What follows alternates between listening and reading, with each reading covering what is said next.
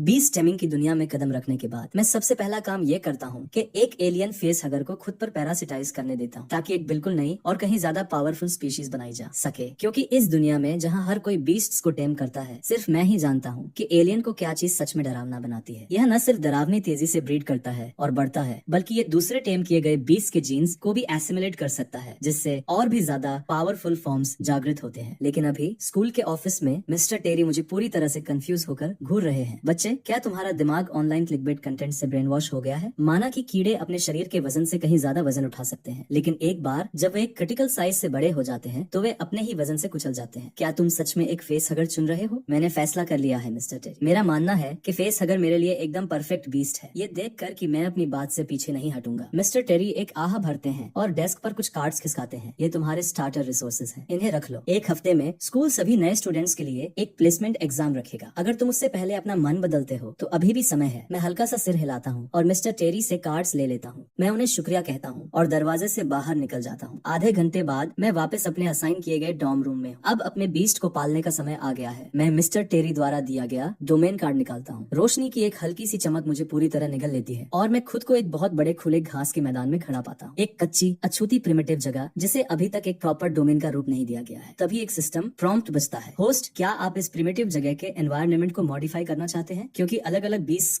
को अलग अलग हैबिटेट्स की जरूरत होती है। हर नए स्टूडेंट्स को पहली बार एंट्री करने पर अपने डोमेन को फिर से शेप देने का एक मौका मिलता है। नहीं, मैं बिना किसी झिझक के मना कर देता हूँ। आखिर एलियंस लगभग किसी भी एनवायरनमेंट में जिंदा रह सकते हैं, चाहे वो कितना भी कठोर क्यों ना हो। होस्ट बेस्ड डेटा का एक्सट्रैक्शन शुरू किया जा रहा है। क्या कल्टीवेशन शुरू किया जाए? सिस्टम, मैं कहता हूँ, क्या मैं खाने के प्रोडक्शन के लिए अपने ही शरीर को एक टेम्पलेट के रूप में इस्तेमाल कर सकता हूँ? माना कि मैं फेस हगर को मवेशियों या भेड़ों पर पैरासिटाइज होने दे सकता था, लेकिन फेस हगर की सबसे बड़ी ताकत जीन असिमिलेशन में। इंसानी डीएनए बेशक सबसे परफेक्ट टेम्पलेट है और इस दुनिया में आज तक किसी ने भी ऐसा करने की कोशिश नहीं की। मेरी ये रिक्वेस्ट सिस्टम को पूरी तरह से स्पीचलेस कर देती। जवाब देने में इसे पूरे 2.5 मिनट लगते हैं। बीस्ट के खाने के प्रोडक्शन के लिए होस्ट के शरीर का एनालिसिस शुरू किया जा रहा है। रोशनी की एक चमक और हवा से मेरे ही शरीर का एक परफेक्ट रेप्लिका नीचे गिरता है। होस्ट की मेमोरीज का एनालिसिस शुरू किया जा रहा है। क्या आपके टेम किए गए बीस्ट के रूप में एक फेस हगर को हैच किया जाए? हाँ, मैं बिना पलक झपकाए सिर हिलाता हूँ। जैसे ही सिस्टम अपना एनालिसिस पूरा करता है, एक ऐसा क्रिएचर मेरे सामने प्रकट होता है जिसका इस दुनिया में होने का कोई मतलब ही नहीं। फेस हगर जागता है, लेकिन रेप्लिका पर झपटने के बजाय वो घास पर ऐसे सिकुड़ कर बैठ जाता है जैसे मेरे हुक्म का इंतजार कर रहा हो। तो मैं अपना सबसे पहला पैरासिटाइज ऑर्डर देता हूँ। पलक झपकते ही फेस हगर पूरी स्पीड से रेप्लिका पर झपटता है। फेस हगर को इतना पसंद करने की मेरी वजह इसका इंक्यूबेशन का तरीका है। हैचिंग बहुत तेज होती है और एक बार जब एक एलियन एडल्ट हो जाता है तो वो खुद ही अंडे देता है, जिससे और भी ज्यादा फेस हगर्स हैच होते हैं। एक कभी न खत्म होने वाली सेल्फ सस्टेनिंग साइकिल। मैं चारों ओर फैले हरे भरे घास के मैदानों पर नजर डालता हूँ। कुछ ही समय में ये जगह एक पूरी एलियन आर्मी का घर बन जाएगी। फिर एलियन रेप्लिका को फाड़ कर बाहर निकलता है। खून की तेज महक हवा में भर जाती है। मैं उस नवजात एलियन को ध्यान से देखने के लिए नीचे झुकता हूँ। फेस हगर के उलट, जो सिर्फ पैरासिटाइज करता है, चेस्ट बर्स्टर एलियन के पास डबल अपग्रेडेड डिफेंस और कॉम्बैट पावर होती है। इसे भरपूर खाना खिलाओ और बस कुछ ही घंटों में ये एक एडल्ट में बदल जाता है। चलो इसे खिलाना शुरू करते हैं। मैं विशाल जंगली भैंसों के एक झुंड को समन करने के लिए अपने रिसोर्स कार्ड का इस्तेमाल करता हूँ। मेरी एक नजर से चेस्ट बर्स्टर खुद को और नहीं रोक पाता। वह पूरी स्पीड से झुंड की तरफ दौड़ता है। शुरुआत में भैंसे उस छोटे से चेस्ट बर्स्टर पर मुश्किल से ही ध्यान देती, फिर वह उनमें से एक की पीठ पर कूदता है और अपने मुंह से एसिड निकालता है, जिससे भैंस की गर्दन पूरी तरह से गल जाती है। पूरे झुंड को फाइनली खतरे का एहसास होता है और वे पैनिक में भागने लगते हैं, लेकिन एलियन से भागकर कोई नहीं बच सकता। जैसे जैसे वो खाता रहता है, उसका शरीर एक साफ दिखने वाली लगभग अवास्तविक स्पीड से बढ़ता है। 1 घंटे से भी कम समय में वह लगभग 6 फीट लंबा हो जाता है। क्योंकि इस बीस्ट स्पेस में वह इकलौता एलियन है, उसके शरीर के मेल जेनेटिक मार्कर्स धीरे धीरे गायब होने लगते हैं। खाना खाने के साथ ही चेस्ट बर्स्टर ट्रांसफॉर्म होने लगता है। रुको, एक एलियन क्वीन। यहाँ तक कि मैं भी इससे हैरान हूँ। मुझे लगा था कि अपनी आर्मी बनाने के लिए मुझे एक एक करके फेस हगर्स पैदा करने होंगे। मैंने कभी नहीं सोचा था कि एलियंस खुद अपना जेंडर बदल सकते हैं। मैं हाथ बढ़ाता हूँ और सावधानी से एलियन क्वीन के सिर को सहलाता हूँ। टेक्सचर मेरी सोच से कहीं ज्यादा स्मूथ है, बिल्कुल लेदर पैंट पहने किसी इंसान के पैर जैसा। हाँ, मेरी एलियन क्वीन किसी तरह से थोड़ी खूबसूरत क्यों लग रही है। जैसे ही मैं इस पल का मजा ले रहा होता हूँ, मेरे पेट से भूख के मारे गड़गड़ाहट की लंबी आवाज आती है। मैं बीस्ट स्पेस से बाहर निकलता हूँ। कुछ खाने का समय आ गया है। आधे घंटे बाद मैं स्कूल के कैफेटेरिया में हूँ। जैसे ही मैं अंदर कदम रखने वाला होता हूँ, पीछे से एक भारी आवाज आती है। तुम मार्क हो और तुम हो। मैं फेलिक्स हूँ, एक नया फर्स्ट ईयर अपने इंटेक में 11वें रैंक पर हूँ। अगर मुझे सही याद है तो तुम पूरे शहर में 7वें रैंक पर हो। क्योंकि हम एक दूसरे से टकरा गए, तो क्यों ना हम ये तय कर लें कि ज्यादा स्ट्रॉन्ग कौन है। मुझे कभी उम्मीद नहीं थी कि स्कूल के पहले ही दिन मुझे ऐसे चुनौती दी जाएगी, लेकिन इस तरह के चैलेंज को ठुकराने का मेरे पास कोई कारण नहीं। एलियन का सबसे बड़ा फायदा